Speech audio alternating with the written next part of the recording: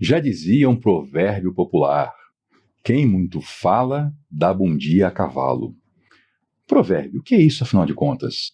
São ditos, são frases, às vezes até com algumas rimas, como aquele clássico da nossa língua, né? Batatinha quando nasce espalha a rama pelo chão, e por aí vai. E todos os povos têm os seus provérbios. E muitas pessoas acreditam que os provérbios expressam a verdade, quando os provérbios estão expressando apenas um conteúdo de conhecimento daquela cultura. Ainda assim, existe uma coletânea de provérbios que esses sim expressam a verdade, porque são palavra de Deus. E eu quero compartilhar com você um pouco desse conteúdo hoje. Olá, seja bem-vindo. Aqui nós estudamos a Bíblia. E aqui a nossa série especial Textos Antigos ou Escrituras Antigas, em que eu apresento a você uma introdução a cada livro do Antigo Testamento. Nesse momento, nós estamos juntos estudando o Novo Testamento. Não estuda assim em detalhe, a cada capítulo, a cada verso, nós estamos explorando ali esse conteúdo. Então vamos demorar muitos anos para terminar o Novo Testamento e então começar o estudo do Antigo Testamento. E a curiosidade bate, vem bastante pergunta, o pessoal vai conversando sobre isso. Então eu tenho aqui essa série, onde para cada livro da Bíblia eu faço apenas um vídeo. Não é um estudo em detalhes, mas é um apanhado geral, para ajudar você na sua curiosidade, para introduzir você à leitura desse livro e também para despertar outras curiosidades e estimular a sua leitura. E hoje eu quero conversar com você sobre o livro de Provérbios, um maravilhoso texto do Antigo Testamento que foi classificado pela igreja em 31 capítulos e que muita gente usa inclusive como uma forma de leitura devocional ao longo de 31 dias consecutivos. Vamos conversar um pouquinho sobre isso aí, então vamos, tá? Provérbios. São 7 coletâneas de provérbios dentro desse livro. São 7 blocos de conteúdo. E já no começo do livro, já é identificado como Provérbios de Salomão. O que nós sabemos estudando o próprio livro, estudando conteúdos da cultura, do conhecimento e da literatura oriental, especialmente de Israel, é que Salomão foi um homem realmente muito dedicado ao estudo, muito dedicado a temas ligados à sabedoria, entre outros temas que ele estudou, e que ele mesmo criou uma série de ditos para ajudar as pessoas a buscarem um caminho melhor. Assim como ele criou, ele também compilou provérbios que já existiam na época e que ele entendeu que expressavam a voz de Deus. E além dele, outras pessoas também fizeram suas compilações e que provavelmente um editor posterior juntou tudo e formou então esse grande bloco chamado livro de Provérbios. Esse livro é dirigido especialmente a 2 tipos de pessoas. Os jovens, que às vezes são chamados simplesmente de os inexperientes, ou seja, quem está começando essa caminhada da vida adulta, e os sábios. Eu já vou falar sobre o sábio daqui a pouquinho.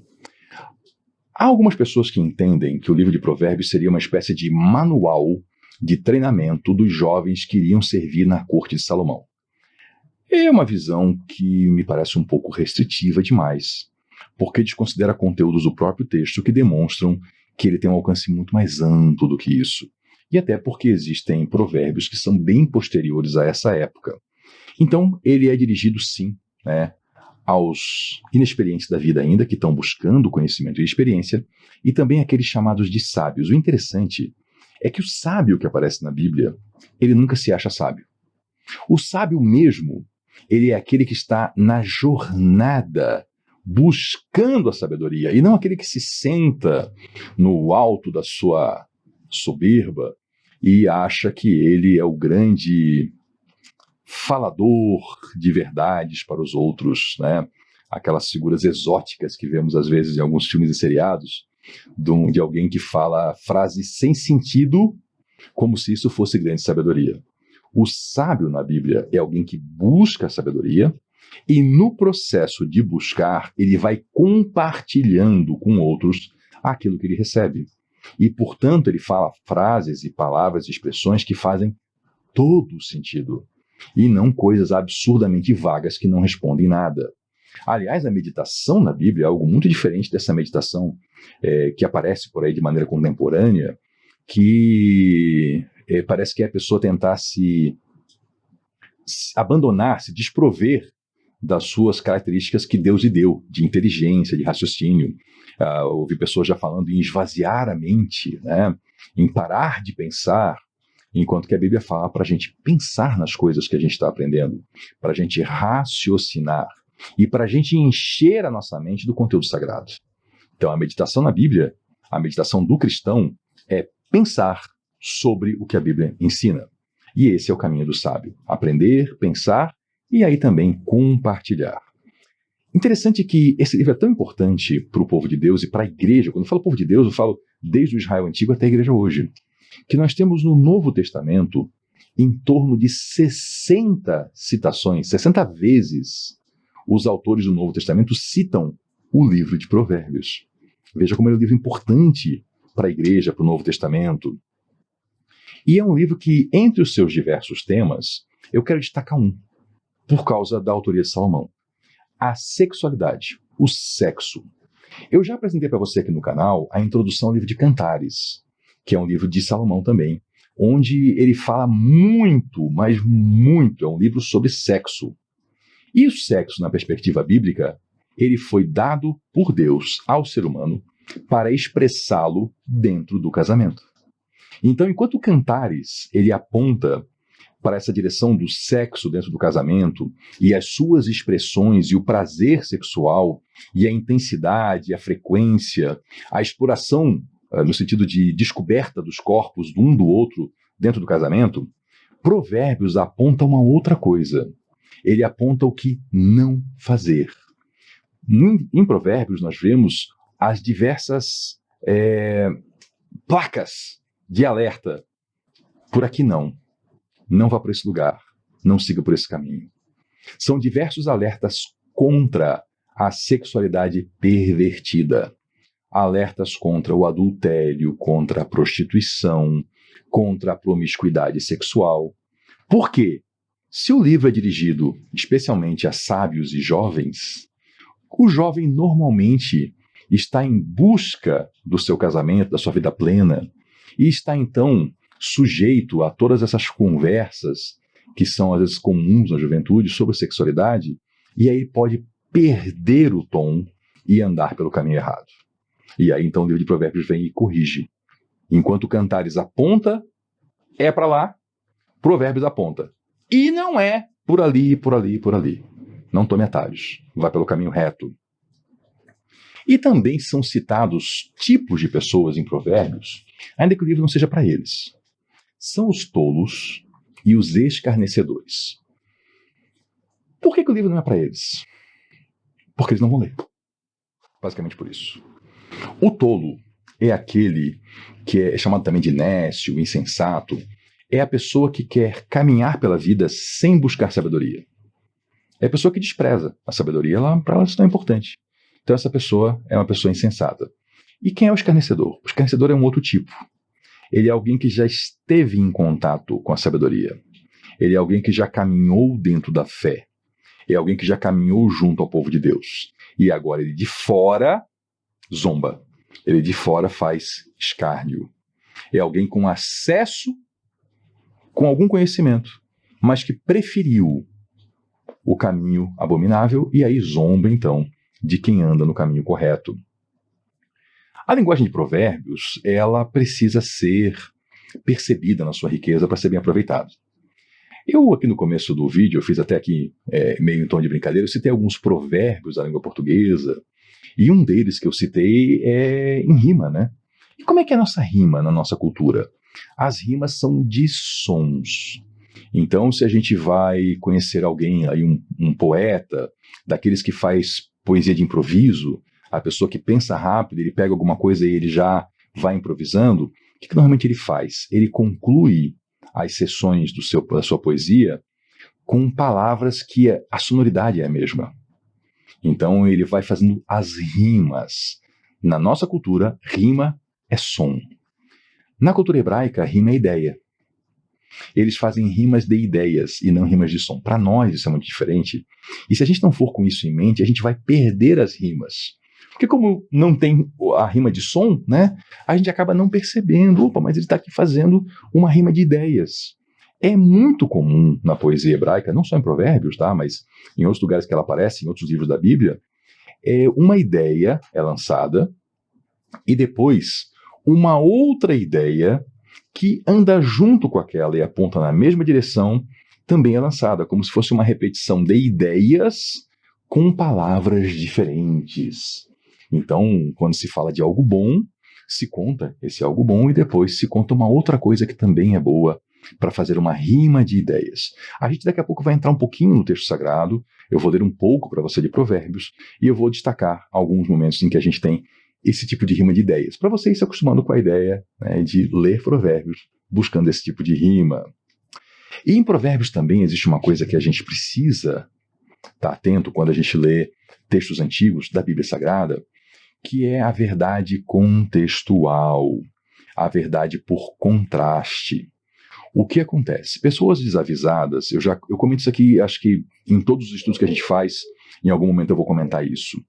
O desavisado, ele pega um verso da Bíblia, tira do seu contexto e aí tenta aplicar. Isso dá ruim.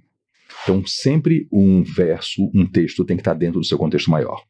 E aí tem a história da verdade contextual, que algumas pessoas, quando pensam, tiram do contexto, falam, mas está errado, porque não bate com a verdade.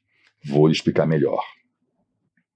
Alguns textos de Provérbios, por seguirem a rima de ideias, nós temos uma porção dizendo algum fato que se aplica à porção imediatamente anterior. Por exemplo, um trecho lá de Provérbios vai falar sobre caminhar em retidão e verdade, ou então caminhar pelo caminho do mal em relação aos bens.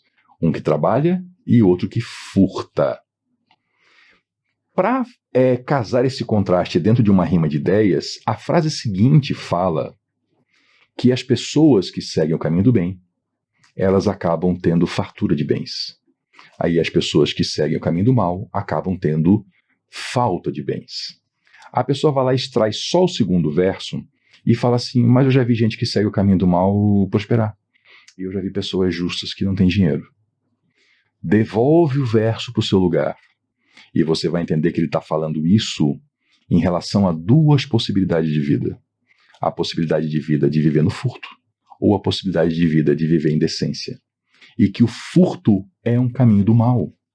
O furto leva à desgraça. Você sabe, o ladrão, a propensão do ladrão é continuar fazendo até ser pego. E quando ele é pego, o que acontece com ele? Desgraça. E a propensão de quem trabalha é continuar trabalhando e trabalhar melhor e crescer na vida. Então isso é que a gente fala de verdade contextual. Porque quando você tira do contexto, aí parece que não é mais verdade. Quando você devolve para o contexto, aí você... ele estava falando daquilo ali. Agora eu entendi. E o escritor de Provérbios, ou os escritores, eles também têm, além desse olhar aqui na vida cotidiana, eles têm um olhar no horizonte da história. Nós vamos ver que, em vários trechos, eles estão apontando para o destino final da humanidade. Como, por exemplo, no que eu acabei de citar, o que acontece com quem trabalha honestamente ou com quem furta. Ainda que você possa ter pontualmente indivíduos que fazem o mal e prosperam, e indivíduos que fazem o bem e passam apertos, quando você olha na perspectiva lá no horizonte da história, o que a gente acaba vendo? Que o Senhor Deus virá para julgar a todos. E Ele vai estabelecer as coisas como elas devem ser. Então, em vários trechos de Provérbios também, aparece esse olhar lá na distância, lá no horizonte da história. E Provérbios faz uma coisa bem peculiar desse livro. A sabedoria. A sabedoria, ela é apresentada como uma pessoa. É poesia, tá? Eles não estão dizendo que existe uma pessoa que é a sabedoria, ou como alguns acham que, então é um anjo, é um bicho escatológico que está lá no céu. Não, gente, é poesia hebraica. E aí nessa poesia, eles personificam a sabedoria. Então existe aquele momento que diz assim, a sabedoria estava colocada ali na sua casa e esperando, na hora que ela saísse pela porta, quem queria falar com ela? Isso aqui é para dar uma ideia, gente, de que a sabedoria está disponível e a gente deve procurar a sabedoria, a casa da sabedoria, né? Eu tenho um vídeo aqui no canal onde eu comento sobre a minha experiência com esse texto e que eu entendo, né, que a casa da sabedoria é o texto sagrado. E aí agora a gente vai explorar um pouquinho, eu já expliquei bastante, e eu quero andar um pouquinho com você por Provérbios. Eu quero abrir a Bíblia lá em Provérbios, capítulo 1, e ler para você alguns trechinhos para a gente poder pegar todo esse conteúdo que eu falei até agora e a gente aplicar e ver dessa beleza de Provérbios. Se você quer achar, você abre mais ou menos no meio da sua Bíblia, que eu fiz mais ou menos no meio, dá em Salmos, né? E aí, logo depois, você dá uma paginada aqui, você chega em Provérbios. Aí chegou em Provérbios, você puxa um pouquinho de volta para chegar no capítulo 1, que eu quero ler junto com você. Estes são os provérbios de Salomão, filho de Davi, rei de Israel. Eles ajudarão a experimentar a sabedoria e a disciplina, a compreender as palavras que dão entendimento, a viver com disciplina e sensatez, fazendo o que é justo, direito e correto. Ajudarão a dar prudência aos inexperientes, conhecimento e bom senso aos jovens. Se o sábio lhes der ouvidos, aumentará seu conhecimento. E quem tem discernimento obterá orientação para compreender provérbios, parábolas, ditados e enigmas dos sábios. O temor do Senhor é o princípio do conhecimento, mas os insensatos desprezam a sabedoria e a disciplina. Só nesse trecho do capítulo 1 tem vários elementos que eu já contei para você. O inexperiente, que é o jovem, o sábio, o insensato, que acaba desprezando. E ele dá aqui uma grande chave: o temor do Senhor é o princípio da sabedoria. Uma tradução como a minha traz conhecimento, né? Mas é aqui de sabedoria. A gente hoje em dia fala que conhecimento é como se fosse o conteúdo de informações e sabedoria o que fazer com isso. Mas em sociedades antigas não se diferenciava uma coisa da outra, né? O sábio tinha conhecimento e quem tinha muito conhecimento esperava que fosse sábio também. Então veja que ele dá aqui uma introdução e fala: ó, esse livro aqui é para isso, tá? Para deixar você mais inteligente, basicamente isso. E em seguida ele fala: ouça, meu filho, a instrução de seu pai, não despreze o ensino da sua mãe. Olha a importância aqui da família. Você percebeu já que na sociedade contemporânea se está atacando a família, né? Se quer destruir a família e se fala que a família não tem importância. Olha como é que a sociedade antiga trata aqui. Ouça seu pai, não despreze o conselho da sua mãe. São pessoas que chegaram aqui antes de você, que já viveram mais do que você, que já sofreram mais do que você e têm coisas para lhe ajudar. Não quer dizer que eles são infalíveis, mas quer dizer que eles já viram e já ouviram muita coisa que você ainda verá e ouvirá. Então aproveite. O conhecimento está concentrado neles, eles vão lhe ajudar. Eles, né, a instrução e o ensino, serão um enfeite para sua cabeça e um adorno para o seu pescoço. Quer ser bonito, meu filho? Escuta pai e mãe. Quer ser bonito, minha filha? Quer ser bonita, minha filha? Escuta pai e mãe. Isso vai ser bonito na sua vida. Meu filho, se os maus tentarem seduzi-lo, não ceda. Aí aqui, Salomão vai tratar dos chamados da tolice para fazer o mal e explica: não ceda, não vá por esse caminho, um caminho de morte. Vai seguindo. E aí quando chega no verso 20, a sabedoria clama em alta voz nas ruas, ergue a voz nas praças públicas. Nas esquinas das ruas barulhentas ela clama, nas portas da cidade faz o seu discurso. Personificaram aqui a sabedoria, né? E está mostrando: olha, a sabedoria, ela não está no templo. Ela não está escondida para você achar ela talvez nas madrugadas, em alguma biblioteca oculta. Na verdade, a sabedoria, ela está clamando pelas ruas. Ela está atrás de você. Ela está erguendo a voz nas praças públicas. E mesmo na rua barulhenta, ela está levantando a sua voz e clamando nas portas da cidade. A sabedoria está chamando. O conteúdo dela você precisa buscar na calma, na serenidade, no estudo. Mas o chamado dela, ela está chamando por todos os lugares. E tem gente ouvindo. Tem gente abrindo os olhos em ambientes terríveis que nunca devia ter entrado e olhando ao redor e pensando assim: meu Deus, o que eu estou fazendo aqui? O que eu estou fazendo da minha vida? Sabe o que é isso? É o estalo que dá na consciência do chamado da sabedoria. É gente como eu já ouvi, que estava na boca de tráfico e olhou ao redor e lembrou da sua mãe, cristã, que orava por ele. E saiu dali para nunca mais voltar. Esse é o chamado da sabedoria que muitos estão escutando. O texto vai. Várias sessões. E eu quero avançar um pouquinho para destacar o capítulo 5 para você. O capítulo 5, ele fala contra o adultério.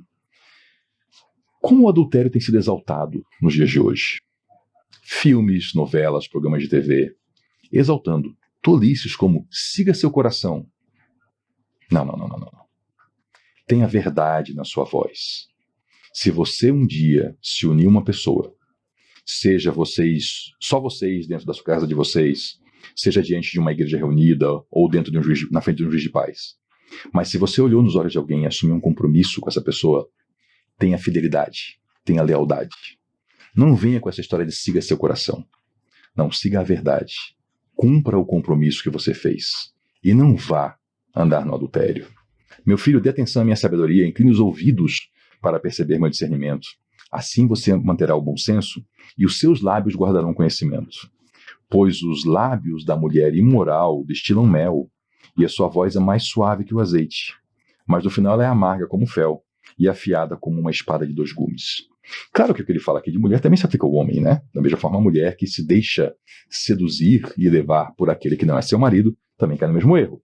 Ele está falando que, olha, os lábios de quem é imoral, a conversa é docinha, é como destilar mel, e uma voz é mais suave do que o azeite. Claro que ele vai usar aqui metáforas daquilo que era conhecido na época.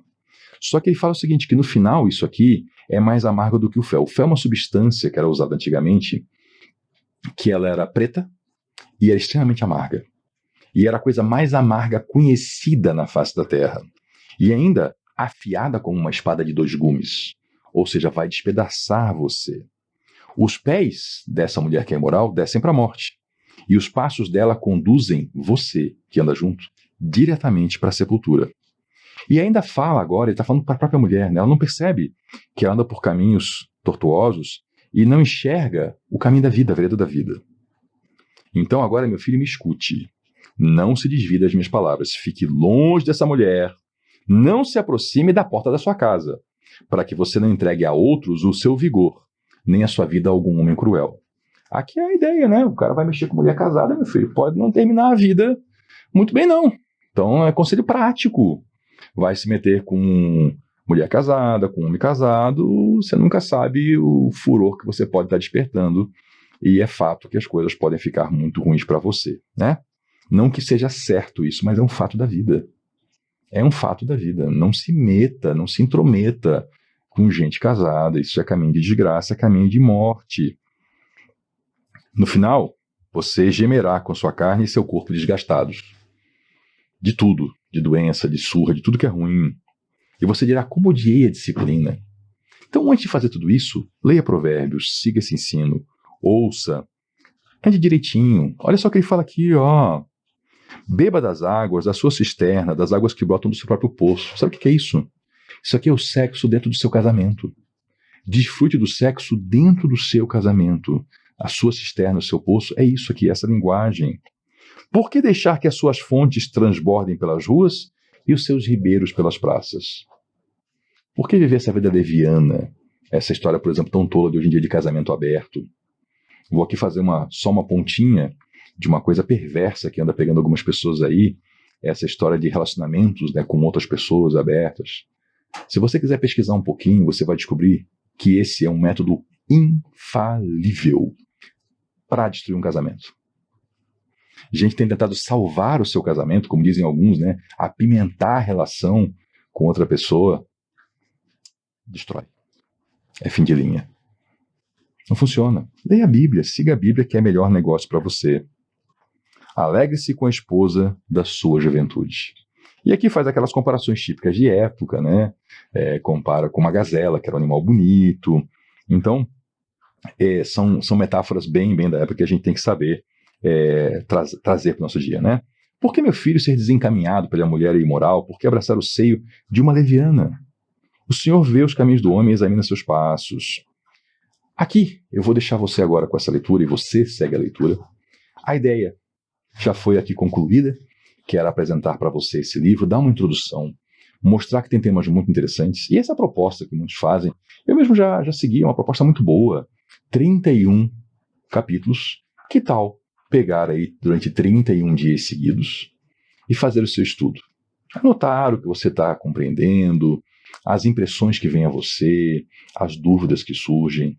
Eu tenho certeza que ao final de 31 dias você terá acrescentado muito conteúdo para a sua vida e você vai ter vontade de em algum momento voltar e fazer isso de novo. Eu tenho e fiz já algumas vezes e farei novamente, porque de fato é um livro que nos acrescenta muita coisa, um livro que vale muito a pena ser estudado diversas vezes.